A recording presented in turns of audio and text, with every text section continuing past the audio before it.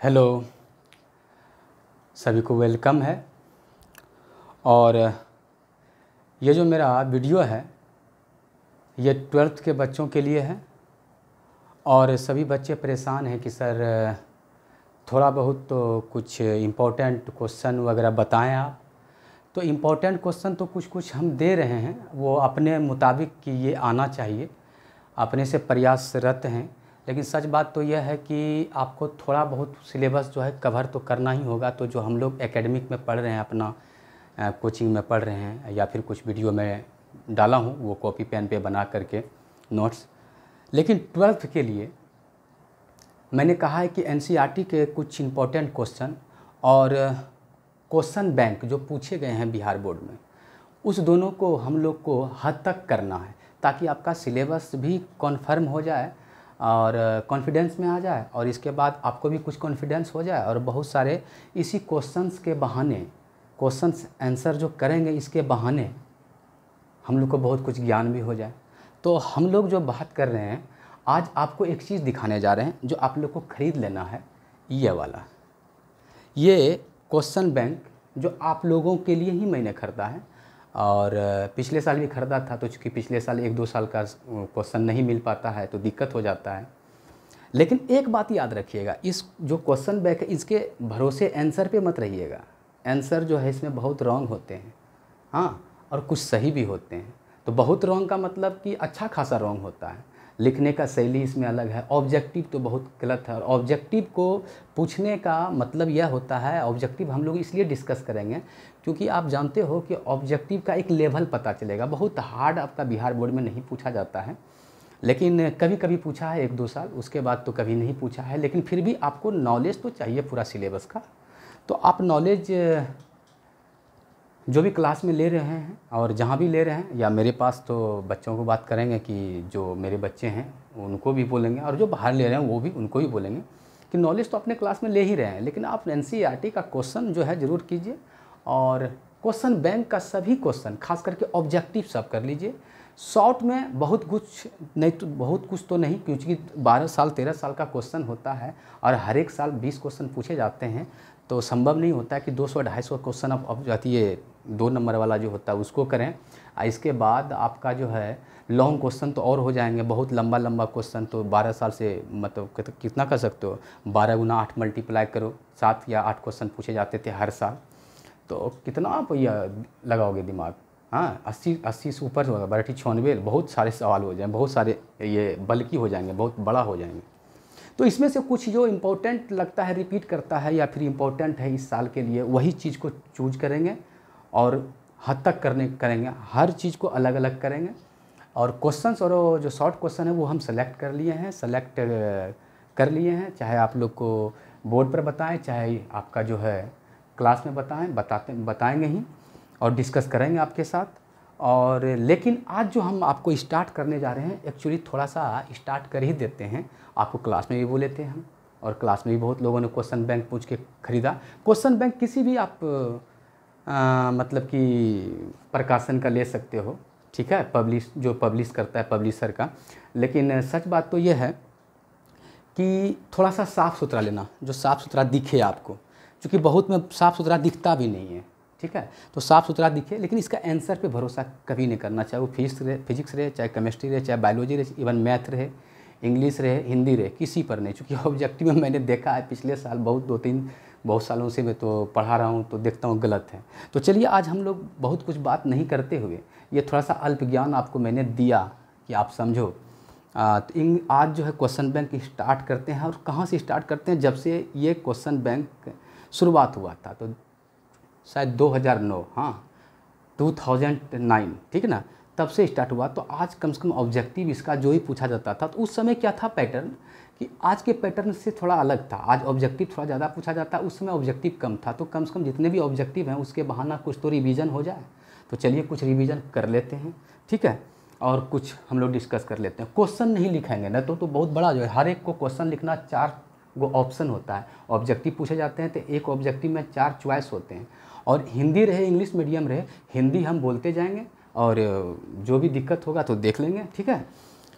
तो आज मैं स्टार्ट करने जा रहा हूँ आपका एक ही पेन काफ़ी है आज ना। तो ब्लू पेन तो फिगर वगर बनाने में होता है, ब्लू ब्लैक यूज़ करते हैं। तो आज का 2009 बायोलॉजी दिख रहा है ना, बायोलॉजी हाँ क्वेश्चन बैंक, सब शॉर्ट कर दे रहे हैं, क्वेश्चन बैंक बायोलॉजी, क्योंकि बायोलॉजी में पढ़ाता हूँ तो बायोलॉजी फिजिक्स का क्या ज्ञान है हमको। ये 2009 का जो है ये आपका ऑब्जेक्टिव है। तो चूँकि बहुत ज़्यादा है तो ऑब्जेक्टिव्स कर देते हैं, एक ऑब्जेक्टिव थोड़ा बताना आपको, कम से कम जितना पूछा है उस साल देखते हैं। ऑब्जेक्टिव में पहला जो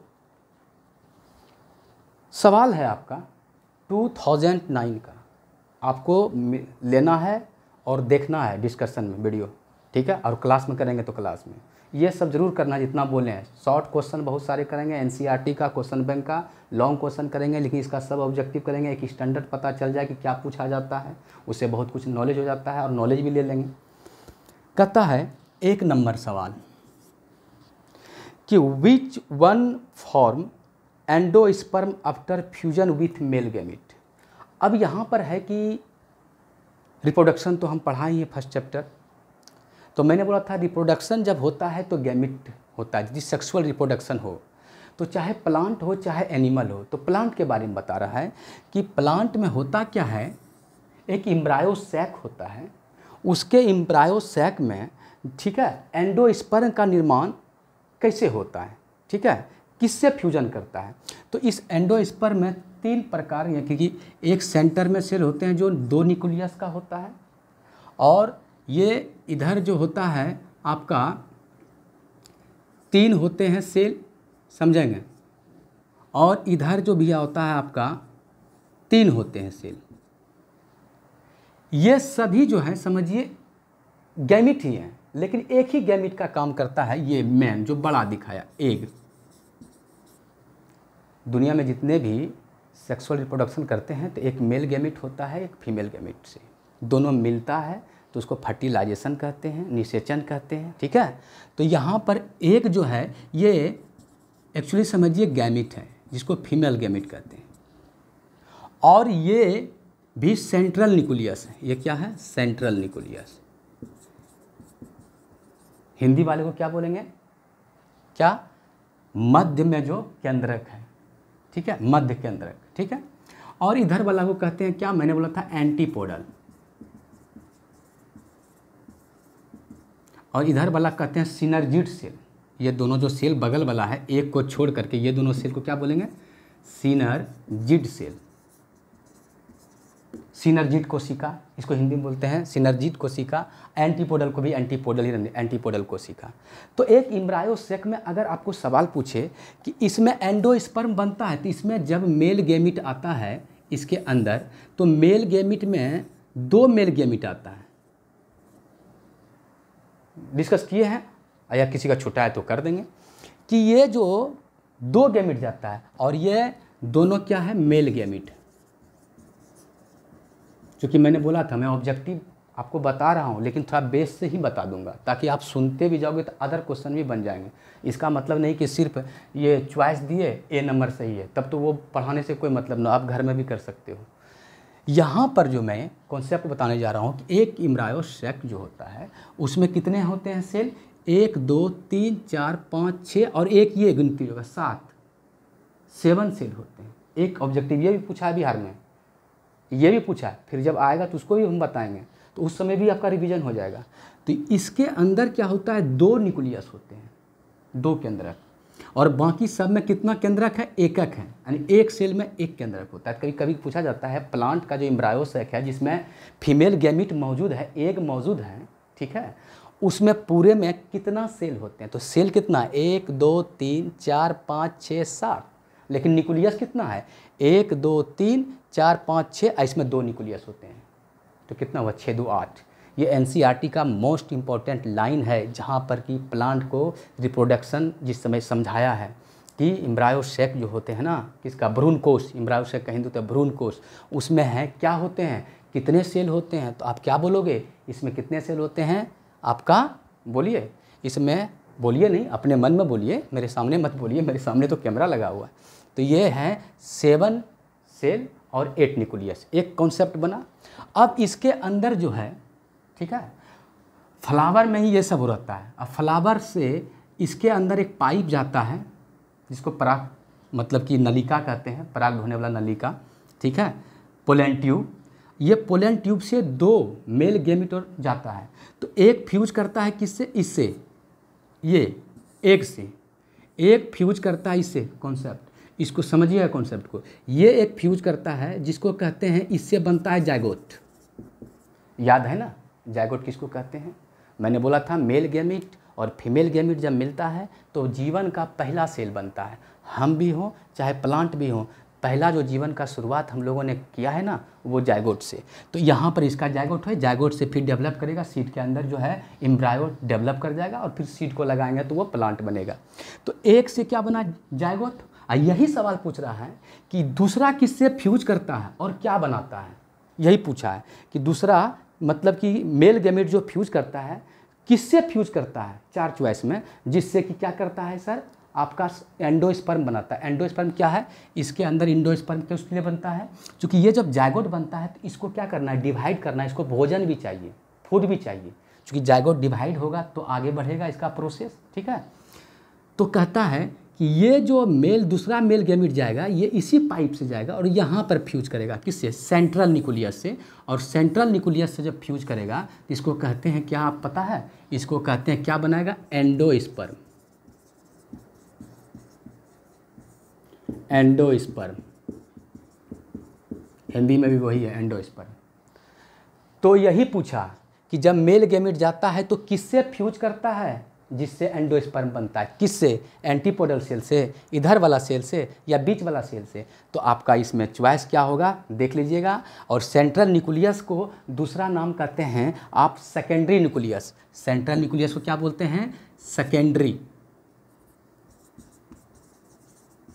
सेकेंडरी न्यूक्लियस। 2 न्यूक्लियस है इसमें, सेकेंडरी न्यूक्लियस। तो किससे फ्यूज करता है, तो यहाँ पर चॉइस है आपका ए नंबर, ऊ स्फेयर, सिनर्जिड, यहाँ जो बोला था सिनर्जिड, तीसरा है एंटीपोडल और चौथा है सेकेंडरी न्यूक्लियस। तो किससे फ्यूज करता है पता चला आपको। तो आंसर इसमें होगा क्या, डी। क्या आंसर होगा आपका, डी। देखेंगे क्वेश्चन बैंक, सेकेंडरी न्यूक्लियस, क्या नाम है उसका, सेकेंडरी न्यूक्लियस। जिसको सेकेंडरी न्यूक्लियस को आपने क्या बोला था पता है ना, उसी को सेंट्रल न्यूक्लियस भी कहते हैं या सेंट्रल सेल भी कहते हैं, सेंट्रल सेल, सेंट्रल न्यूक्लियस, ठीक है। कॉन्सेप्ट बना, कितना चीज़ मैंने बताने का कोशिश किया कि इसके अंदर कितना सेल, कितना न्यूक्लियस, और 2 मेल गैमेट जाता है ये पाइप से, ठीक है, जिसका नाम है पोलन ट्यूब। और ये पूछता है पोलन ट्यूब से कितना न्यूक्लियस जाता है, एंजियोस्पर्म, जितना भी पुष्प का जो देख रहे हैं, फ्लावर का जितना भी प्लांट देख रहे हैं ना, सब में 2 ही क्या जाता है इसमें, मेल गैमेट। क्लियर कॉन्सेप्ट हुआ। और किससे फ्यूज करता है, तो ना कहिएगा एंटीपोडल ना इससे। एक सवाल में बहुत सारे सवाल, थोड़ा सा सुनेंगे, क्योंकि कॉन्सेप्ट नहीं बना तो ABCD जो करना है वो घर में आप कर सकते हैं कि D मार लिए, C मार लिए तो मार लीजिएगा। और मारिएगा भी तो किससे, इस क्वेश्चन बैंक से नहीं मारेंगे, कुछ अलग से पढ़ करके, क्योंकि इसमें बहुत गलती है। आप देख लेंगे आप क्वेश्चन बैंक, तब खुद बोलेंगे आप। तो एक सवाल आपका हो गया कि कौन सा मेल गैमेट जाता है। तो एक तो हम बताएं कि जाइगोट बनाता। अब एक चीज़ यहाँ पर जोड़ लेते हैं, ये मिलन को बोलते हैं, यहाँ पर इसको बोलते हैं, जब जाइगोट बनता है इसको कहते हैं फ्यूजन, यानी कि फर्टिलाइजेशन। यहाँ भी फ्यूजन हुआ, ठीक है, तो यहाँ भी फ्यूजन हुआ। तो एक ही सेल में 2 बार फ्यूजन हुआ, यहाँ पर और यहाँ पर, इसीलिए कहते हैं कि इसमें ट्रिपल फ्यूजन होते हैं। इसको क्या बोलते हैं, ट्रिपल फ्यूजन। क्या कहते हैं इसको, ट्रिपल फ्यूजन होते हैं। एक यहाँ और एक यहाँ, 2 न्यूक्लियस से एक साथ फ्यूज करते हैं, ठीक है। तो ये आपका बताएंगे। एक बार और पूछा गया है यही सवाल कि कितना सेल होते हैं इसके अंदर, तो वहाँ भी क्लियर फिर से करेंगे। एक सवाल हो गया आपका। चलिए अब थोड़ा ब्लू पेन ले लेते हैं, ब्लू पेन ने ब्लू मार्कर, ठीक है। अब यहाँ आइए, इसको मिटा दिए। 1 नंबर सवाल वही जा रहा है, 2009 का सवाल। कॉन्सेप्ट पहले बनाओ, साइंस है, इसके बाद तो फिर देखा ही जाएगा, तो बना ही लोगे कुछ न कुछ सवाल।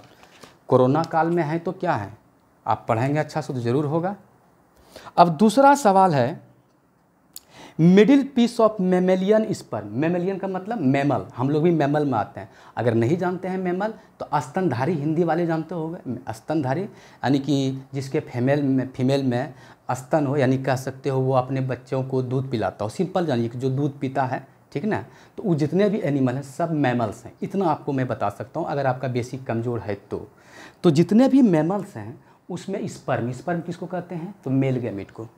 स्पर्म किसको कहते हैं भाई, इसको हिंदी में बोलते हैं शुक्राणु। हिंदी भी कर दे रहा हूँ क्योंकि बहुत लोग कल ही बोलेगा क्लास में, सर हिंदी नहीं किए। हिंदी तो आप लोग का ठीक है ना, हिंदी ही मजबूत हो सकता है ना इंग्लिश ही मजबूत। अच्छा चलिए दोनों मजबूत हो जाए आपका। तो स्पर्म जो है वो क्या है आपका, मेल गैमेट, नर युग्मक। सवाल को पहले समझिए, स्पर्म आप क्या हुआ, नर का युग्मक है। तो हम लोग का जो स्पर्म है मेल गैमेट, उसके मिडिल में क्या होता है, तो मिडिल में क्या होता है यहाँ पूछा, न्यूक्लियस होता है, वैक्यूल होता है, मतलब कि एक घेरा होता है जिसको राजधानी कहते हैं। न्यूक्लियस का मतलब केंद्रक, माइटोकॉन्ड्रिया जानते हैं, माइटोकॉन्ड्रिया होता है या सेंट्रियोल होता है। तो कहता है मिडिल में, तो मिडिल पीस में क्या होता है आपको जानना चाहिए। हाँ, तो एक चीज़ जानिए, स्पर्म का स्ट्रक्चर कैसा होता है, क्योंकि यह स्ट्रक्चर जो है अभी नहीं बता चुके हैं, वहाँ पर हम लोग बता चुके हैं क्लास में, तो पहुँचेंगे हम, लेकिन फिर भी एक रफ आपका बताते हैं। ये होता है हेड, और ये होता है आपका इसका नेक, और ये होता है इसका टेल, और ये जो बीच में है ये हुआ हेड, सिर कह सकते हो, ये हुआ मिडिल पीस यानी कि मध्य हिस्सा, और ये जो है वो टेल हुआ। और इस बार के लिए जो स्ट्रक्चर है स्पर्म, मैंने बोला है कि बेबी आई है, इसका स्ट्रक्चर थोड़ा डीप बनाएंगे हम लोग, डीप सीखेंगे। लेकिन अभी जब आ गया है ऑब्जेक्टिव में तो थोड़ा सा तो आपको इसका स्ट्रक्चर जानना ही पड़ेगा। तो इसमें जो होता है आपका न्यूक्लियस होता है, ठीक है, इसके अंदर न्यूक्लियस होता है, ये आगे का पोर्शन होता है जी, ठीक है, जिसमें एक्रोसोम होता है, वो सब बात की बात वो हम लोग बाद में पढ़ेंगे। तो यहाँ पर ये जो स्विम करता है, चूँकि ये जब फीमेल के बॉडी के अंदर स्पर्म जाता है तो ये क्या करता है, स्विम करता है। जो भी वहाँ मीडियम वाटर है उससे स्विम करके जाता है, तैर करके जाता है। कहाँ, एक के पास फ्यूज होकर के। एक कहाँ होता है, ओवरी में, ओवरी से एक निकलता है तो फैलोपियन ट्यूब, वहाँ फैलोपियन ट्यूब में पहुँचता है, तो ये भी इधर से पहुँचता है। तो उसको तो बहुत कम दूर आना है, लेकिन इसको बहुत दूर जाना है अंदर, ठीक है, करीब 8-10 सेंटीमीटर जो भी हो, तो ठीक ना। तो इतना दूर जाना है तो इसको स्विम करना पड़ता है। ये तो बहुत छोटा है ना, स्पर्म सबसे छोटा सेल होता है हमारे बॉडी में, मेल के बॉडी में स्पर्म सबसे छोटा है। और ये स्विम करेगा तो ये टेल के सहारे जैसे स्विम करता है, ये स्विम करते जाएगा। तो इसको स्विम करने के लिए एनर्जी चाहिए, और एनर्जी जानते हो किससे में बनता है, माइटोकॉन्ड्रिया में। तो इसके मिडिल पेस में क्या होता है, सिर्फ माइटोकॉन्ड्रिया होता है। क्या होता है, माइटोकॉन्ड्रिया है, ठीक है, माइटोकॉन्ड्रिया है। यहाँ तो ऊपर में न्यूक्लियस वगैरह होता है, इधर टेल होता है, बीच में क्या है, मिडिल पीस। और सवाल क्या पूछा है कि मिडिल पीस में क्या होता है, तो सवाल नहीं बना आपसे कि मिडिल पीस में क्या होता है, माइटोकॉन्ड्रिया। अगर कॉन्सेप्ट रहेगा, ये फिगर आपके दिमाग में रहेगा, या फिर से जो अच्छी तरह से ड्रॉ करेंगे हम लोग कहाँ पर, वो क्लास में, या फिर हो सकता है कि इस पर भी स्पर्म का स्ट्रक्चर भी आई इंपॉर्टेंट करके आप मैं आपको बता दूं और आपके मोबाइल पर यानी कि यूट्यूब पे अपलोड कर दूं, तो आप देख लेंगे। लेकिन यहाँ तो आपने देखा कि इसके मिडिल पीस में क्या होता है, माइटोकॉन्ड्रिया, जो एनर्जी पैदा करता है। कॉन्सेप्ट भी बनाइए, क्योंकि हो सकता है ये ना पूछ करके ये पूछे कि माइटोकॉन्ड्रिया क्या करता है स्पर्म जी, तो आप कहोगे वहाँ पे एनर्जी बनता है। तो दूसरा का क्या होगा चॉइस, मिडिल पीस में ऑफ मेमेलियन, मेमल जो स्तनधारी है, जो उसके मेल में जो स्पर्म होते हैं उसमें क्या पाए जाते हैं, न्यूक्लियस, वैक्यूल, माइटोकॉन्ड्रिया, सेंट्रियोल। तो मिडिल पीस में क्या है, मिडिल मतलब मध्य में, तो माइटोकॉन्ड्रिया। कोई दिक्कत नहीं होना चाहिए। चलिए, इसको अब दूसरा सवाल हो गया माइटोकॉन्ड्रिया, यानी दूसरा का यहाँ पर आंसर होगा सी, अगर दूसरा के सी, ठीक है। चलिए अब तीसरा चलते हैं। अजी ब्लू पेन तो लिया जी, लेकिन इसको यूज क्यों नहीं किया। चलिए, चूँकि यह फ्री नहीं है मेरा हाथ नहीं, तो चलिए यहाँ पर आप तीसरा सवाल आ जाइए। अब ऐसा नहीं कि एक सवाल में 5 मिनट 4 मिनट क्यों लगे सर, कॉन्सेप्ट नहीं बना तो झूठ मूठ का एसी नहीं करने से कोई फ़ायदा नहीं है। एबीसी आपको उसके रिलेटेड, उससे संबंधित सभी इन्फॉर्मेशन लेना है, चूँकि कहाँ से पूछेगा वो यहीं से पूछेगा। एक ऑब्जेक्टिव वो पढ़ेंगे, उसका पूरा कॉन्सेप्ट बना लेंगे। अगर मान लीजिए सिलेबस जो है थोड़ा सा कम भी चल रहा है कोरोना काल में, तो ज़्यादा से ज़्यादा नंबर आ जाएगा। तो चलिए यहाँ पे दूसरी बात मैं आप लोगों को कहने जा रहा हूँ, यहाँ पर है, ये तो बहुत अच्छा सवाल है। ये थोड़ा सा लगता है कि नहीं ये सवाल बना रहे हैं, बाकी बात तो अभी तक 2 सवाल था वो उसमें दम नहीं था, भले आप लोग को जो लगे। तीसरा है 2009, वो कभी चेंज नहीं किए, चेंज करेंगे तो बोल देंगे। A gene pair hides the effect of another gene pair. एक जीन का जोड़ा दूसरे जीन के जोड़ा को उसके प्रभाव को दबा देता है। इस फिनोमिनन, इस घटना को क्या कहते हैं? A number epistasis, B number dominance, C number mutation और D number none of this. दिख रहा है? नहीं दिख रहा होगा तो कोई बात नहीं भाई, यहाँ बता रहे हैं, सुनिए। अब यहाँ पे जीन की बात हुआ तो आप लोग को मैं ये चैप्टर तो थोड़ा ठीक ठाक से पढ़ाया है, कोई लड़का कह भी नहीं सकता है कि नहीं पढ़ाया है। फिर भी जीन का हाउस कहाँ है, घर कहाँ है? तो क्रोमोसोम पर। मानिए ये क्रोमोसोम है, मानिए, तो क्रोमोसोम पर क्या एक ही जीन होते हैं क्या? बहुत जीन होते हैं। एक ए जानिए, ये बी जीन जानिए, ये सी जीन जानिए, ये डी जीन जानिए, ये ई एफ जी बड़ा छोटा जो लिखेंगे। और मैंने बोला था आप लोग को याद है कि 23 क्रोमोसोम फादर की तरफ से आते हैं, 23 क्रोमोसोम सेम, एक तो क्रोमोसोम एक्स और वाई छोड़ करके सेम ये मदर से। किसके जरिया? अभी थोड़ा देर पहले थोड़ा बताए थे, गैमिट के जरिया, मेल गैमिट और फीमेल गैमिट, तो उसके जरिए आता है आधा आधा 23। तो हमारे पास 46 क्रोमोसोम हो गया, कोई दिक्कत? हमारे हर एक बॉडी का हर एक सेल में, सर हर एक बॉडी नहीं, हर एक सेल में कितना है? 46 क्रोमोसोम, चूँकि आया ही किधर है? 23 फादर से, 23 मदर से। अब यहाँ पर एक चीज़ सोचो कि जो क्रोमोसोम अगर सेम है तो जीन भी सेम होगा। अगर ये हाइट का जीन है तो यहाँ भी हाइट का जीन है। ये अलग बात है कि हो सकता है ये लंबा वाला हाइट का हो और ये छोटा वाला, तो छोटा वाला को छोटी ए से लिख देंगे, बड़ा वाला को बड़ा ए से लिखे। बड़ा भी है किसी, मान लीजिए बाल का कलर के लिए मानिए, तो ये भी है छोटा हो जाएगा, क्योंकि किसी का कलर जो होता है ब्लैक है, किसी का भूरा होता है बाल, ठीक है। तो माने कि एक कैरेक्टर जो है डोमिनेंट है, प्रभावी है, उसको बड़ा में लिखा है, उसके जीन को, क्योंकि जीन क्या करता है हमारे अंदर? कैरेक्टर को शो करता है। जैसे मेरा बाल है काला है, अभी तक तो काला है, अब धीरे धीरे पकने लगेगा, ठीक है। आप लोग का तो पूरी तरह से ब्लैक है, क्यों? तो वो जीन क्या है? अभी ब्लैक वाला प्रोटीन बना रहा है, ठीक है। यानी कह सकते हो, किसी का भूरा होगा तो आप समझ रहे हो कि वो डोमिनेंस, ये डोमिनेंट रिसेसिव है। कहने का मतलब ये है मेरा, ठीक है। तो जीन तो सेम है, अगर हाइट के लिए है चाहे लंबा हो या छोटा, जीन तो सेम है। तो एक ही ये दोनों को क्या बोला? पेयर बोला। जीन पेयर बोला या एलील पेयर, एलील पी कहते हैं इसको, एलील पेयर। जीन का ही दूसरा रूप को क्या कहते हैं? एलील। अब कहता है ये एक दूसरे को दबाए तो उसको क्या कहते थे? डोमिनेंस और रिसेसिव। मेंडल का नियम को आप याद रखेंगे, इसको क्या कहते हैं? डोमिनेंस और रिसेसिव। लेकिन एक चीज़ याद रखेंगे, अगर ये दोनों पेयर किसी दूसरे पेयर को, जैसे सी के सामने छोटा सी, ये डी है छोटा तो बड़ा डी लिख दिए, क्योंकि इधर वाला सोचे रिसेसिव, इधर वाला डोमिनेंस, इधर मतलब इधर वाला प्रभावी, इधर वाला अप्रभावी। ये दोनों में यदि दोनों जीन रहेगा तो ये प्रभावी रहा, तो ये अप्रभावी रहा। उसी तरह कहना मैं चाह रहा हूँ कि ये दोनों में अगर एक दबता है, जैसे हाइट के लिए गया तो बड़ा वाला हाइट गया, जिसने नहीं बोला थे मेंडल ने टी बोले थे, और छोटा के लिए छोटा टी बोले थे मेंडल के नियम में, आप पढ़े होंगे। तो ये इसको दबा दिया लंबा वाला जीन इसको, तो ये दोनों का रिलेशनशिप मेंडल ने क्या कहा? एक है डोमिनेंस, एक है रिसेसिव, इसको कहते हैं लॉ ऑफ डोमिनेंस। लेकिन ये दोनों पेयर, जैसे ये दोनों पेयर दूसरे के जीन के इफेक्ट को दबा दे, ये पेयर दूसरे पेयर के कैरेक्टर को दबा दे, यानी कि जो उसका गुण है उसको दबा दे, उसको होने ना दे, इसको क्या कहेंगे? अपने में दबाया एक दूसरे को तो कहा क्या? डोमिनेंस और रिसेसिव। और दूसरे को दबाया तो क्या कहा? यही क्वेश्चन है, पहले आप पूरा बेसिक तो जाने। तो इसको कहते हैं डोमिनेंस, नहीं गलत, डोमिनेंस तो अपने में है, ठीक है। क्या कहता है? म्यूटेशन, म्यूटेशन नहीं, क्योंकि म्यूटेशन में क्या होता है पता है? जीन परिवर्तन करता है। कहता है एपीस्टेसिस या नन ऑफ दीज, इसमें कोई नहीं, तो सर एपीस्टेसिस, इस फिनोमिनन को क्या कहते हैं? एपीस्टेसिस।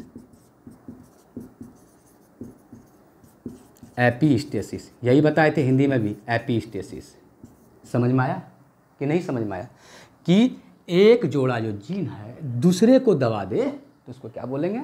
एक जोड़ा जीन दूसरे जोड़ा जीन को कहीं किसी को भी दबा दे तो उसको क्या कहते हैं? एपीस्टेसिस। अगर मान लीजिए आपको डेफिनेशन पूछा व्हाट इज़ द एपीस्टेसिस, एपीस्टेसिस क्या है, तो तुम क्या बोलोगे वहाँ 1-2 नंबर वाला में?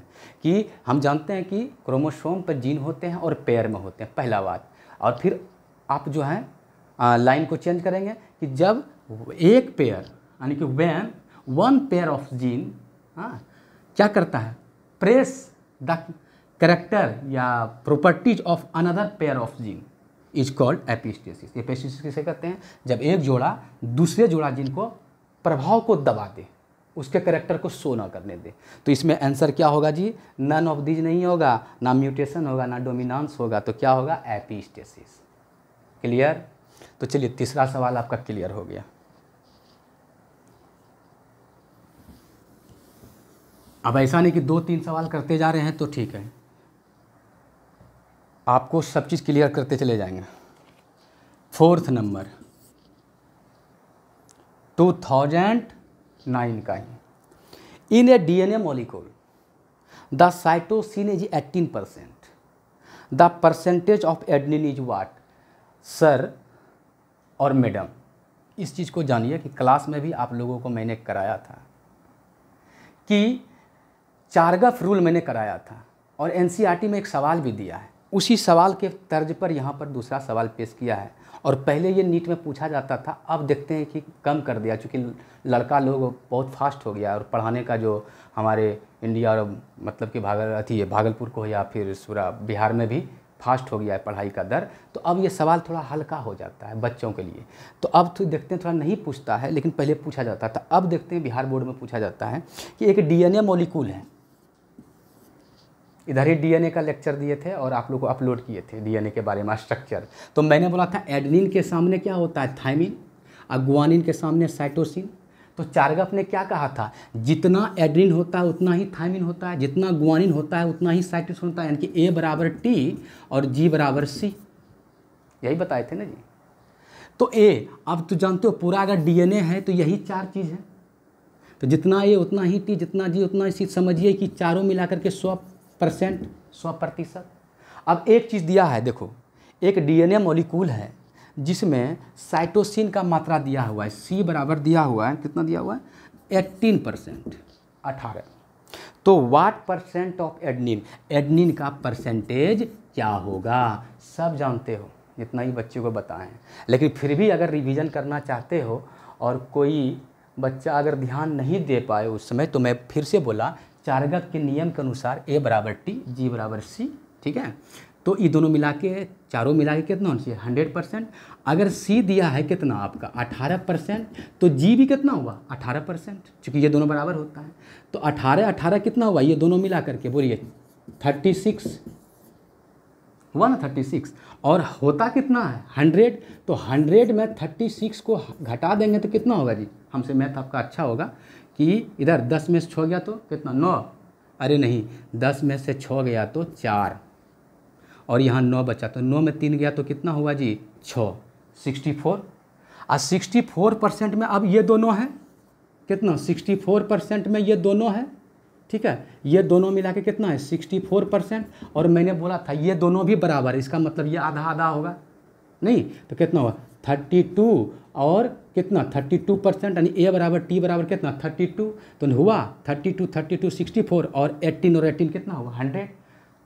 क्लियर हुआ? जब भी जो दिया रहे उसको बराबर कर देंगे। जैसे मान लिया जाए यहाँ T दिया रहा, मान लिया कि 25%, तो इसका मतलब A भी 25%, ये दोनों मिला के कितना हुआ? 50% हुआ। अब 100 में 50 घटा देंगे जी, तो कितना बचा? 50 में इसका मतलब ये दोनों है, तो इस दोनों में क्या हो? बराबर बांट लेंगे, तो ये भी 25-25 होगा। सिंपल है, कहीं कोई दिक्कत नहीं है, बस चारगफ का नियम को दिमाग में रखना है, ठीक है। अब मेरा ट्रिक कि अगर कभी ऐसा सवाल दिया रहे कभी भी कि एक डीएनए मॉलिक्यूल में ए का मान दिया, जैसे जी बराबर दिया है कितना 20%, और पूछ दिया आपको क्या जी बराबर 20% है, तो सी तो कभी पूछेगा नहीं, चूँकि सी और जी बराबर होता है, तो क्या पूछेगा, या तो ए पूछेगा या तो टी। मानिए टी पूछ दिया वाट, तो आप कुछ नहीं कीजिएगा, 50 में टोटल 50 में जितना दिया रहेगा उसको घटा दीजिएगा 30 का मतलब टी कितना हो जाएगा 30%। समझ में आया? तो टी 30% हुआ तो ए बराबर भी 30%, तो 30 दूना 60 और 20 दूना 40, क्योंकि सी जी बराबर है तो 100। बस जो दिया रहेगा 50 में घटा देना है, आपका आंसर निकल जाएगा। जो भी दिया रहेगा 50 में, ये सब तो आपको थोड़ा लॉन्ग करके मैंने समझाने का प्रयास किया। जो भी दिया रहेगा ऐसा सवाल में कि ए बराबर इतना है, तो उसको 50 से घटा देंगे, दूसरा मान निकल जाएगा। ठीक है, बस ए रहे तो टी को नहीं, चूँकि ए टी बराबर है। तो चलिए ये भी सवाल आपका हो गया। तो इसमें क्या होगा देखिए, तो यहाँ पर है 64%, 36%, 82% और 32%। तो क्या होगा डी नंबर, तो 4 का होगा डी। क्लियर? लंबा वीडियो नहीं हो रहा है ना, अब हम टाइम भी नहीं देख पा रहे हैं कि कितना क्या होगा, तो कम से कम 10 सवाल है। चूँकि 5 सवाल भी करें तो ऐसा करें कि लगे कि नहीं चैप्टर को बहुत कुछ क्लोज कर दिए हैं, बहुत कुछ पढ़ लिए हैं, ठीक है, और बहुत कुछ रिवीजन कर लिए हैं। तो ये हुआ क्रैश कोर्स का मतलब, ये हुआ आपका कुछ शॉर्ट क्वेश्चन, लॉन्ग क्वेश्चन, और ये चुने हुए ही पढ़ेंगे, सब नहीं पढ़ेंगे, लेकिन अच्छा से पढ़ेंगे ताकि बहुत कुछ कवर हो जाए। किधर गया जी? चलिए आइए,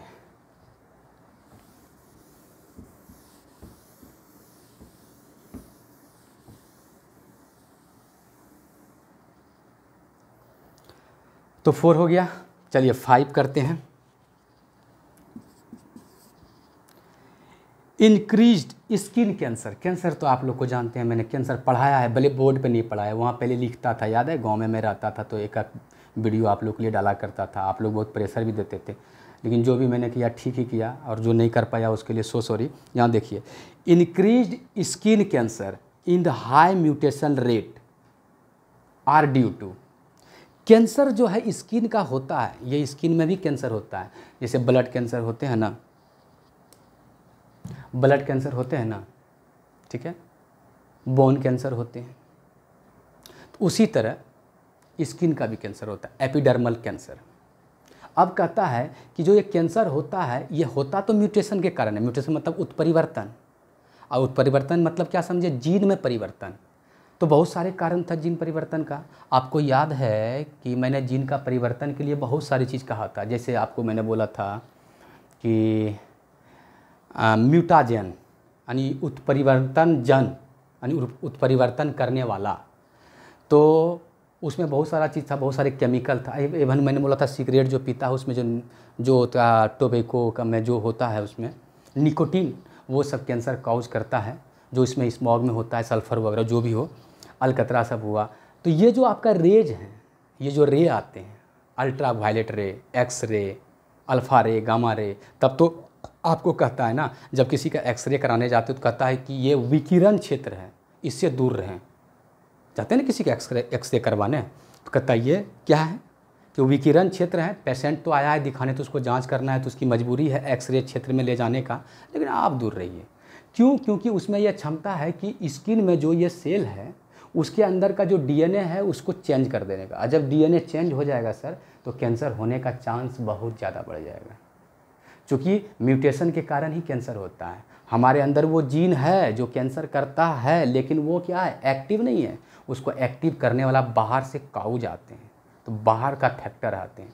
तो यहाँ पर जो मैं बताने जा रहा हूँ, तो आपको क्या मैं बताने जा रहा हूँ कि यहाँ पर जो मैं बताने जा रहा हूँ कि स्किन कैंसर क्यों होता है। देखिए थोड़ा घुमा के पूछा है सवाल, ये सवाल में थोड़ा सा घुमा के पूछा है। तो देखिए, तो कहता है इंक्रीज कैंसर, स्किन में जो कैंसर होते हैं इंक्रीज होता है, हाई म्यूटेशन रेट, ज़्यादा म्यूटेशन का दर बढ़ जाता है। किसके कारण? एक एसिड रेन, दूसरा है ओजोन डिप्लीशन, तीसरा है CO पोल्यूशन यानी कार्बन मोनोऑक्साइड पोल्यूशन, और चौथा है CO2 पोल्यूशन। तो थोड़ा पेचीदा सवाल तो है ये, क्योंकि एसिड रेन से कैंसर नहीं हो सकता। स्किन में जो है ये कुछ जख्म हो सकते हैं, एसिड से उड़ सकते हैं, और CO पोल्यूशन कार्बन मोनोऑक्साइड से श्वसन का प्रॉब्लम होता है, ये बात जानते हैं, कैंसर नहीं होता है। CO2 पोल्यूशन से ग्रीन हाउस इफेक्ट होता है, ग्रीन हाउस इफेक्ट आपको इन्वायरमेंट में पढ़ना है, यानी कि ये पोल्यूशन समझिए एक तरह से करता है। लेकिन ओजोन डिप्लीशन, ओजोन समझते हो ना, यहाँ से जो दूर, यहाँ से लगभग 50 किलोमीटर के लगभग ऊपर, पृथ्वी से ऊपर एक लेयर है चारों तरफ, पृथ्वी के चारों तरफ। हम ये चैप्टर नहीं पढ़ाएं, लेकिन फिर भी आपको ब्रॉड बता रहे हैं, ठीक है, इन्वायरमेंट में पढ़ना है, फिर भी ब्रॉड बता रहे हैं आपको, ताकि आपको कुछ न कुछ आपको समझ में आ जाए। तो मैं कहना चाह रहा हूँ कि वो जो ओजोन होता है एक तरह से ब्लैंकेट का काम करता है। जैसे हम लोग ठंड में जो है ब्लैंकेट क्या कर सकते हैं, ये रजाई वगैरह उड़ते हैं ना, कंबल वगैरह, उसी तरह हमारी पृथ्वी का ये कंबल है। क्योंकि जो भी बाहर से जो रे आते हैं सूरज से, यानी सन से जो रेज आते हैं, भी जितने भी रेज हमारे पास पहुंचते हैं, किरणें पहुंचते हैं, तो उसमें बहुत सारे डेंजर रेज हैं, ठीक है। उसमें से कुछ को छांकता है कौन, ओजोन। तो ओजोन में अगर घट जाए, ओजोन में होल हो जाए, तो वो रे कहाँ पहुंच जाएगा, यहाँ पर पृथ्वी पर। और जब ओजोन पृथ्वी पर पहुंचेगा तो हमारे स्किन पर भी पहुंच सकता है, और जैसे ही हमारे स्किन पर पहुंचा तो हमारे डीएनए को चेंज करने की क्षमता होता है, जैसे अल्ट्रावायलेट रे, पराबैंगनी किरण। तो क्या यहाँ पर देखिए घुमा के कैसे पूछा, इसमें किसमें हो सकता है, तो ओजोन डिप्लीशन, मतलब ओजोन में छेद हो जाए या ओजोन का पतला सतह हो जाए, जो बहुत दूर यहाँ से पृथ्वी में चारों तरफ है, चारों तरफ से कवर होगा ना, पृथ्वी गोल है तो चारों तरफ से है। तो कहता है, तो यानी कि ओजोन डिप्लीशन से होगा, ओजोन का जो लेयर अगर घट गया, ओजोन का लेयर अगर घट गया तब ये होगा, क्योंकि रेज यहाँ पर पहुँच जाएगा। और रेज जब पहुँचेगा तो हमारे स्किन में क्या करता है, चेंज कर देता है किसको, डीएनए को, और डीएनए चेंज गया तो कैंसर हो गया। तो यही कहता है कि हमारी स्किन में कैंसर का दर होने का चांस कौन बढ़ाता है। तो इसमें घुमा के पूछा है, डायरेक्ट नहीं पूछा कि विकिरण से होता है या अल्ट्रावायलेट रे से होता है, डायरेक्ट यहाँ पे नहीं, इनडायरेक्ट पूछा ओजोन डिप्लीशन से। तो इसका आंसर होगा 5 का बी। क्लियर। और मैंने बताया ओजोन कहाँ होता है, क्या काम है, ये आप ये सब चीज़ मैं बता रहा हूँ। छठा, ये तो याद करने वाला है, यह हम आप लोग को याद भी करा दिए हैं। Widal test is done to confirm. अच्छा एक बात बताओ, जब कभी बीमार पड़ते हैं हम लोग तो कोई ना कोई टेस्ट तो कराता है, कौन, डॉक्टर साहब के पास जाते हैं, उनको हम लोग सिम्टम बताते हैं कि हमें सर ऐसा फीलिंग होता है, हमको ये होता है, हमको ये होता है। अगर अभी कोरोना की बात करें तो अगर आप कहेंगे जैसे कि सर हमको फीवर है बहुत, ठीक है, और हमको जो है सांस लेने में तकलीफ़ है, ठीक है, और जो है हमको मतलब फीवर तो बहुत हाई, मतलब 100 के करीब, उससे नीचे नहीं आ रहा है, और सांस लेने में दिक्कत होता है, खांसी भी हल्का पे, यहाँ पे दर्द देता है गला पे, तो तुमको कह देगा अभी झट से कि तुम कोरोना का टेस्ट कराओ। इसका मतलब है कि सब बीमारी का टेस्ट होता है, सब बीमारी का नहीं, अब छोटा मोटा जो है, अब जब आपको ये आ जाए हल्का फुल्का पेट दर्द है, या जो भी जो एक दिन में छूट जाता है, तो वो नहीं, जो कुछ ज़्यादा सिम्टम लग रहा है, ठीक है, तो इसका मतलब ज़्यादा सिम्टम में आप डॉक्टर के पास जाते हो तो वो कहता है टेस्ट कराओ। उनको जिनके जिनके चीज़ पर शंका होता है कि ये बीमारी हो सकता है, वो टेस्ट करता है, वो टेस्ट करता है। तो विडाल टेस्ट किसके लिए होता है, बस ये जानना है। तो विडाल टेस्ट होता है, आपको पता है, टाइफाइड। तो टाइफाइड के लिए एक टेस्ट लिखा जाता है, वो टेस्ट करवाते हैं, तो उस टेस्ट का नाम है विडाल। तो यहाँ बोल रहा है कि विडाल टेस्ट किसके लिए किया जाता है, तो किसके लिए किया जाता है सर, मलेरिया के लिए, टाइफाइड के लिए, एड्स के लिए, या कैंसर के लिए। तो मैंने बोला था क्या, टाइफाइड के लिए। तो इसका जो आंसर होगा 6 का बी। अब ऐसा नहीं कि एग्जाम में बी बी बी बी मारते जाना, दो ठो बी नहीं मिला, उसके पहले क्या था आपका, डी था, और उसके पहले क्या था आपका फिर, हाँ, तो ऐसा मत करना कभी, ठीक है। आ जाओ यहाँ पर। अब ये जो है 6 होगा, 7 क्वेश्चन पढ़िए, ये थोड़ा अच्छा क्वेश्चन है, ये थोड़ा जानदार क्वेश्चन है। इधर ही ट्रांसफ़र आरएनए बताए थे ना, जब ट्रांसफ़र आरएनए बताए तो सभी आरएनए के बारे में बताए थे, तो तुम लोग को तो कहे थे कि तुम लोग थोड़ा सा देखना एक बार वीडियो, एक बार धीरे धीरे करके भी देख लेना। तुम लोग ना, लंबा वीडियो था तो तुम लोग ने छोड़ दिया, जबकि मैंने बोला था कि ऑब्जेक्टिव भी पूछा जाता है, हर एक साल लपेट लेता है आरएनए से, लेकिन तुम लोग नहीं माना। एक तो 5 नंबर का ही पूछता ही है, ट्रांसफ़र आरएनए का स्ट्रक्चर 5 नंबर पूछता है, चाहे बिहार बोर्ड हो, चाहे सीबीएसई बोर्ड हो, हाँ, चाहे आईसीएसई बोर्ड हो। लेकिन बिहार बोर्ड में ये ट्रांसफ़र आरएनए कभी कभी अच्छा से पूछता है, जब क्वेश्चन थोड़ा सा ठीक ठाक लेने लगे। तो मेरा कहने का मतलब है वो आरएनए में मैंने बताया था, तो आज आरएनए का आया, देखो तुम्हारे सामने क्वेश्चन कि the sequence of 3 bases on tRNA. TRNA पर याद है, टीआरएनए का नहीं पढ़ा है सब, लगता है जैसा इस चेहरा तो हम नहीं देख रहे हैं, तुम लोग का चेहरा देखते तो तुरंत बता देते कि तुम लोग पढ़ा है कि नहीं। याद है ऐसा, ये इधर 3 प्राइम इधर 5 प्राइम। अब हम लंबा नहीं बताएंगे, ट्रांसफर आने पूरा बताएं एक दिन, और उसके आरएनए सभी आरएनए। कहता है इस पर 3 ऐसे जो है ना बेसेस होते हैं जो कि एमआरएनए के कोडॉन से बनता है। तो मैंने बताया था कि एमआरएनए में जो मैसेज होता है वो कोडॉन के रूप में होता है। 3 ये क्लास में भी कराया है। 3 ये कोडॉन कहते हैं। ये भी क्या है आपका 3 बेसेस कह सकते हो या 3 न्यूक्लियोटाइड। उसमें भी बोला था एक न्यूक्लियोटाइड में एक बेस होता है, इसलिए 3 न्यूक्लियोटाइड बोलो या 3 बेस बोलो, बात क्या है बराबर है। तो यहाँ पर जो है सर 3 बेस है, यहाँ भी 3 बेस, ऐसे ऐसे करके मैसेज होता है। एक कोडॉन में एक एमिनो एसिड का मैसेज होता है, क्योंकि इसको प्रोटीन बनाना है किसके पास, राइबोसोम के पास जाके। तो ये राइबोसोम के पास जाके ये कोडॉन है, तो वहाँ किसके साथ जाकर के ये कोडॉन फिट बैठता है। तो कहता है राइबोसोम में उधर से ट्रांसफर आरएनए भी आता है एमिनो एसिड को ढो करके। तो जानते हो कौन होता है, यहाँ एंटी कोडॉन होता है। मैंने बोला था ना एंटी कोडॉन। एंटी कोडॉन भी किसका बना हुआ है पता है ना, किसका बना हुआ है एंटी कोडॉन। ये एंटी कोडॉन जो बना है 3 बेस का बना है या 3 न्यूक्लियोटाइड का। तो ये एंटी कोडॉन किससे बाइंड करता है, एक कोडॉन से। दूसरा ट्रांसफर आरएनए लेके आएगा एमिनो एसिड, यानी जैसा कोडॉन वैसा एमिनो एसिड लेके आएगा। कोडॉन का मतलब कोड किया हुआ, और यहाँ पर वैसा ही एंटी कोडॉन इसके सामने रहेगा और इससे फिट बैठेगा। ठीक है, तो यही पूछता है कि एंटी कोडॉन मैसेंजर आरएनए के कोडॉन से बनता है, तो ट्रांसफर आरएनए में क्या है, तो यही है ट्रांसफर आरएनए में क्या चीज़ है, 3 न्यूक्लियोटाइड का बना हुआ या 3 बेस का बना हुआ, जो कि एमआरएनए के कोडॉन से क्या करता है, बंधता है, जाके जुड़ता है।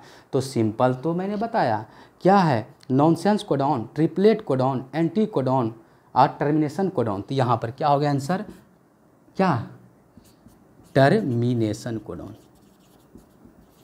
सॉरी एंटी कोडॉन तो लिख ही दिया, एंटी कोडॉन यानी ट्रांसफर आरएनए में एंटी कोडॉन होता है जो कोडॉन से बनता है। अब सुनिए, टर्मिनेशन नहीं होगा। यहाँ पर एक चीज़ दिया है ट्रिपलेट, इसका पहला चॉइस ए नंबर। तो बहुत लड़का ट्रिपलेट मार देगा, क्योंकि जानता है कि कोई भी कोडॉन जो है वो ट्रिपलेट बना होता है, 3 मतलब कि न्यूक्लियोटाइड से बना या 3 बेस से बना होता है, ये मार देता है लगभग पराया। इसलिए मैंने बोला ये ठीक क्वेश्चन है। नॉनसेंस कोडॉन तो आपको बोले थे बकवास कोडॉन, जो कुछ नहीं करता किसी अमीनो, स्टॉप कोडॉन एक तरह से कह सकते हो। टर्मिनेशन कोडॉन तो मैंने बोला था समाप्ति कोडॉन, तो इसका मतलब एंटी कोडॉन तो मैंने बताया ही यहाँ पे। तो इसका आंसर क्या होगा आपका सी, 7 का क्या होगा सी, 2009 का। आ जाओ 8 नंबर क्वेश्चन। 10 क्वेश्चन पूछे जाते थे पहले, 10 कर लेंगे आज, चाहे जितना भी हार्ड हो, ठीक है, और जितना भी समय लगेगा। हार्ड तो आप लोग के लिए नहीं है, आप लोग पढ़ेंगे तो हार्ड कहाँ से होगा। आइए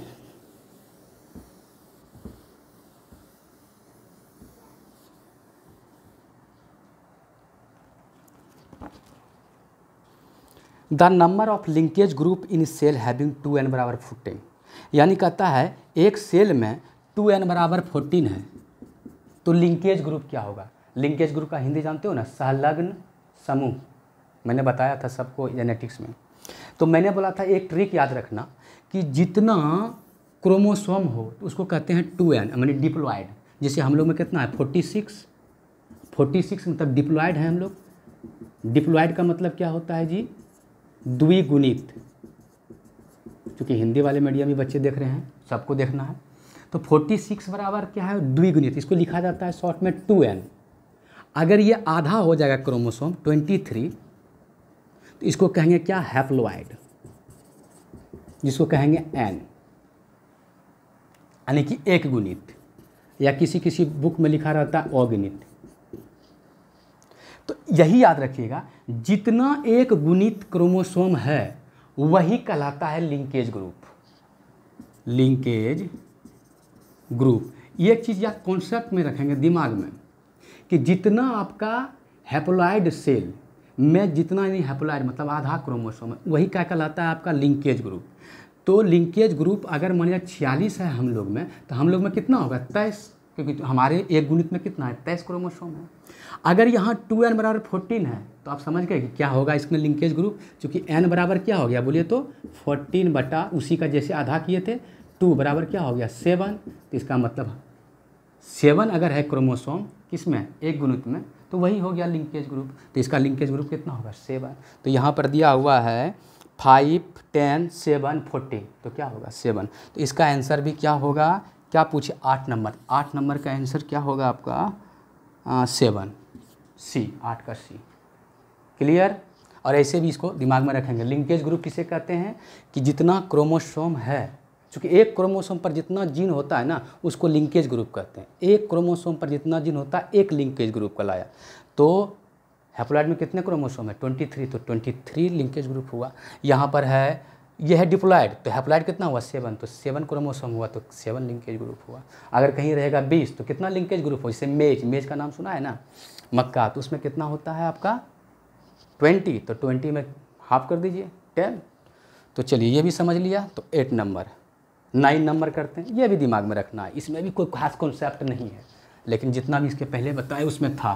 तो ये भी क्वेश्चन था जिसके पहले बताए था तो हल्का, लेकिन अगर आप जानते हैं तो बहुत हल्का है, और नहीं जानते तो बड़ा थोड़ा दिक्कत है। कितना रटेंगे आप। 9 नंबर, विचरेरिया बैंक्रॉफ्ट, बैंक्रॉफ्टी गलत लिखा गया इसे, विचरेरिया बैंक्रॉफ्टी, काउज फिलेरिया, फिलेरिया समझते हो ना, हाथी पाँव, बड़ा बताएं, हाथी पैर नहीं उठा सकते हैं, शायद यहीं तक दिख रहा होगा आपको। पैर जिसका किसी किसी का देखते हैं फुला हुआ होता है, एक पैर पूरा, कहता है एक प्रकार का मच्छर काटता है। लेकिन उस मच्छर के लार्वा में जो होता है एक प्रकार का वर्म होता है, कीड़ा। और कीड़ा जो होता है उसको कहते हैं बायोलॉजी में, एक तरह से उसका ग्रुप है हेलमिंथ। क्या नाम है, हेलमिंथ। तो वही कहता है कि ये जो विचरेरिया बैंक्रॉफ्टी है वो फलेरिया करता है, ठीक है। ये किस ग्रुप में आता है, तो मैंने बोला था ना अभी, प्रोटोजोआ में नहीं होगा, बैक्टीरिया में नहीं होगा, वायरस में नहीं होगा, हेलमिंथ में है। हेलमिंथ मतलब ये क्या है, एक प्रकार का वर्म, एक प्रकार का कीड़ा। तो ये जो विचरेरिया बैंक्रॉफ्टी है ये भी क्या है, एक प्रकार का वर्म है। तो यहाँ पर क्या होगा आपका 9 का डी। क्लियर। अब 10, ये भी हल्का है। 3 सवाल इसमें देखिए, अभी तक हल्का है 3-4 सवाल, बाकी बात थोड़ा सा ठीक है क्वेश्चन। 10 नंबर का जो सवाल है बाबू, इसमें कहता है which organ of the body is most affected. देख लीजिएगा क्वेश्चन, ये इंग्लिश वाला में है क्वेश्चन, हिंदी वाला में भी देख लीजिएगा, वही रहेगा। तो which organ of the body is most affected by excessive intake of alcohol. Alcohol जब पीते हैं, पीते तो नहीं होंगे आप लोग, हमको पूरा विश्वास है, और बिहार में बंद भी है अल्कोहल, ठीक है, चोरी छुपके में कहीं कहीं मिलता है। कहता है इसको ज़्यादा लेने से क्या होता है, कौन ज़्यादा डैमेज करता है हमारे शरीर के अंदर जो अंग हैं, कौन ज़्यादा डैमेज होता है। तो यहाँ दिया है लंग्स, लीवर, स्टोमैक, स्प्लीन। तो आप देखिए समझिए, ये जो लंग्स है ये श्वसन संबंधी है, तो इसमें अल्कोहल जाने का सवाल नहीं है। अरे मान लीजिए कि अफेक्ट करेगा इसको भी, लेकिन बहुत कम। अब लीवर, लीवर में तो याद रखिएगा कि लीवर एक ऐसा ऑर्गन है हम लोग का कि बाहर से जितने भी आए, चाहे वो विष ही आए, विष मतलब पॉइजन आए, उसको डिटॉक्सिफिकेशन करता है। डिटॉक्सिफिकेशन का मतलब उसमें जो आपका कहते हैं विषपन है, यानी जो विषैला है, उसको कम करता है, ठीक है। तो अल्कोहल एक तरह से मानते हैं कि हमारे बॉडी के लिए हार्म है, तो पहले अल्कोहल लंग्स के पास जाता है और लंग्स को क्या करता है, उसके अल्कोहल को थोड़ा सा कम करने का मतलब कह सकते हैं डिटॉक्सिफिकेशन करता है, उसके प्रभाव को कम करता है। तो ज़्यादा लड़ता कौन है अल्कोहल से, आपका लंग्स। इसलिए जो सर लंग्स ही होगा आंसर, आगे बढ़ने की जरूरत नहीं है। स्टोमैक, स्टोमैक तो पीते हैं तो स्टोमैक में फूड स्टोर होता है, तो उसमें नहीं, एब्जॉर्ब हो जाता है स्टोमैक से अल्कोहल, ठीक है। और स्प्लीन, स्प्लीन जो होता है आपको कहते हैं ग्रेवयार्ड ऑफ द आरबीसी, ठीक है। स्प्लीन थोड़ा बड़ा होता है, तिल्ली जिसको कहते हैं हिंदी में, तो वो भी नहीं होगा। इसमें क्या होगा, लीवर होगा। तो 10 का जो है वो बी होगा। तो यही 10 सवाल पूछे गए थे वहाँ पे उस समय, ऐसे ऑब्जेक्टिव 10 ही पूछे थे इसका चॉइस के साथ। इसके बाद अब नहीं पूछा जाता है जैसा कि पूछा गया था, तो इस सबको नहीं देखेंगे हम लोग, क्योंकि स्टेटमेंट है। पहले स्टेटमेंट पूछता था, उसका जो है दूसरा स्टेटमेंट पूछता था, इसके बाद बोलता था कि ये स्टेटमेंट दूसरे स्टेटमेंट को सही करता है कि नहीं करता था। ऐसा सवाल नहीं पूछता, इसलिए हम लोग उसको डिस्कस नहीं करेंगे। बाकी बात और इसमें ऑब्जेक्टिव टाइप का लगता है, लास्ट में है 1-2 ठो, उसको दूसरे दिन देखेंगे। मेनली यही 10 ऑब्जेक्टिव। इसके बाद क्या पूछा जाता था आपका, शॉर्ट क्वेश्चन पूछा जाता था, और इसके बाद लॉन्ग क्वेश्चन पूछा जाता था। यही 10, 2-3 साल वही 10 सवाल पूछते थे, और वही असर्शन रीजन टाइप का। असर्शन रीजन तो नहीं कर सकते, स्टेटमेंट बेस्ड था, स्टेटमेंट 2 दे करके कहता था कौन स्टेटमेंट सही है, इसमें ABCD बताइए। तो वो सवाल अब नहीं पूछा जाता है, तो उसको डिस्कशन करने से कोई फ़ायदा भी नहीं है। हाँ, जानकारी रहना चाहिए, ये बात सही है, लेकिन वैसा चीज़ नहीं देखेंगे हम लोग, ठीक है। हाँ, एक में क्या है, पैराग्राफ दिया है तो वैसा कुछ नहीं देखेंगे, ठीक है। एक मिलान करने दिया है, कॉलम 1 में देता था, कॉलम 2 में इससे कौन मिलता है, इससे कौन मिलता है, तो ये ऐसा भी सवाल हमने पूछा जाता है, तो ये सब नहीं करेंगे। इसके बाद आज 10 सवाल बताए, तो 10 सवाल में बहुत चीज़ बताए सर आपको, और इतना चीज़ आपको बताए कि आप जो है क्वेश्चन बैंक जरूर ले लेंगे। सबको बहुत कुछ लड़का ले लिया है, बहुत कुछ लड़की भी ले ली हैं, और आप लोग को भी ले लेना है, ठीक है। तो जो बच्चे हैं इसके बाद क्वेश्चन को बनाइए, और इस क्वेश्चन के बहाने बहुत कुछ रिवीजन और क्रैश कोर्स इसी को कहते हैं, और क्या, ठीक है। अच्छी तरह से पढ़िए जो भी पढ़ना है, तब तक आप इसको क्वेश्चन बैंक से देखेंगे, क्वेश्चन को पढ़ेंगे, और जो हम बोले हैं इसको एक बार वीडियो देखे हैं, एक बार देखेंगे, बहुत सारे उससे रिलेटेड क्वेश्चन जरूर आगे बनेगा। देखिएगा, आप ही से पूछेंगे और आप ही बनाओगे। तो तब तक के लिए गुड नाइट। बहुत देर थोड़ा हो गया है, क्लास भी है कल आप लोगों का, पहले तो 11th का है, फिर देखेंगे, ठीक है। तब तक के लिए आप अच्छे से पढ़िए, इसमें कुछ दिखाने के लिए भी नहीं है जो दिखाएंगे आपको। तब तक के लिए आप अच्छे से रहिए और अच्छे से पढ़िए। Thank you.